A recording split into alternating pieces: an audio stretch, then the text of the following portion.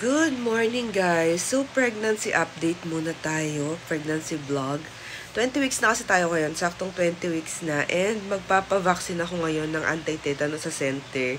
Dahil libre daw doon, sabi ni doktora. So doon na lang ako magpapasaksak and then pupunta kami ng ospital kasi papatignan ko yung laboratory ko kasi magpapalaboratory din ako, kailangan ko yon.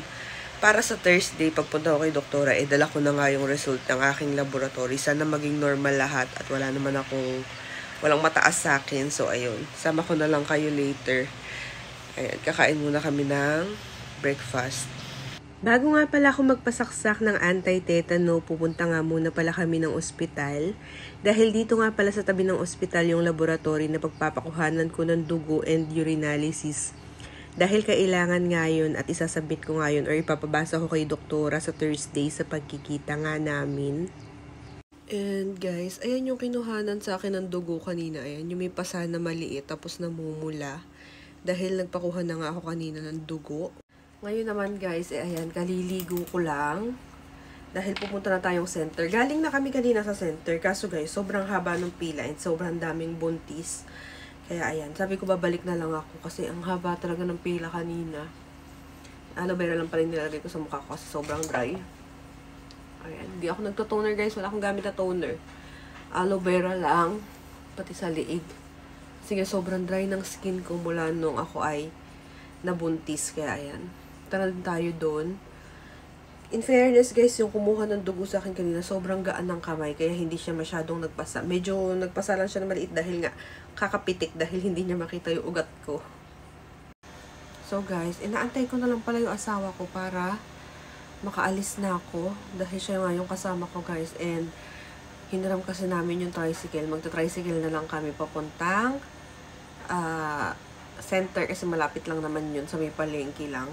Kasi ang hirap ng parking doon. So ayun.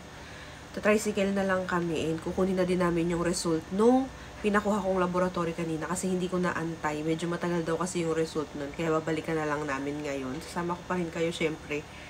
Samahan nyo kami ngayong araw na to. And yung bahay pala namin, gusto ko sanang mag-update guys kasi nakaslab na yung bahay namin. Nasa second floor na yung ginagawa. Kaso hindi pa tinatanggal yung mga harang sa baba. Hindi pa ako makapasok dahil nga hindi naman ako pwedeng yumuko guys. Baka mauntog-untog ako doon. So, papakita ko na lang din sa inyo sa mamaya, sa dulo ng video natin. Papakita ko sa inyo yung update doon sa bahay natin.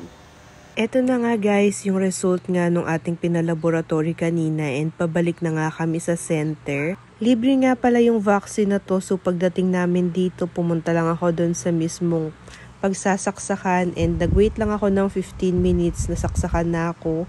And guys, ayan, nakauwi na ako. Ayan pa yung turok sa akin. Medyo mabigat. Tsaka para akong sisipunin. Feeling ko okay naman yung result ng laboratory ko kanina. Medyo may mataas lang sa akin sa white blood cells. Pero feeling ko okay naman siya kasi sobrang konti lang nung taas niya. Parang point something lang. And ayan, babalitaan ko na lang kayo sa aking checked up sa Thursday. Tuesday na ngayon. Thursday yung check up ko. Malalaman natin kung paggagamutin ako ni doktora or what. Pero feeling ko okay naman yung mga results ko. So yun lang, matutulog muna ako guys kasi sobrang bigat ng balikat ko. And parang sobrang inaantok din ako dahil sa sipon. So yun lang muna, that's it for our mini vlog. Bye!